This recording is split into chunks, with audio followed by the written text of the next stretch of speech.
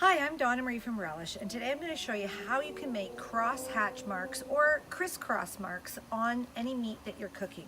I'm demonstrating with a piece of chicken breast just because it shows up really easily, but you can do this with hamburgers, you can do this with steak, all kinds of different cuts. Even eggplant works really well. So you want to make sure you've got your long-handled barbecue tongs and your meat ready to go.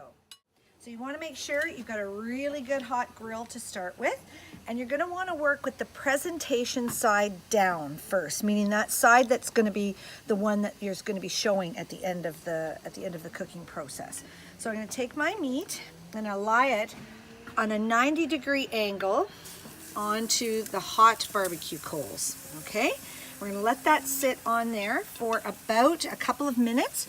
The meat will release itself when it's ready to come. I don't have to play with it. So we'll come back and check it in just a second. Okay, our chicken is ready to give it its first quarter turn. So we're gonna lift it up and it will come right away, come easily away from the barbecue grill.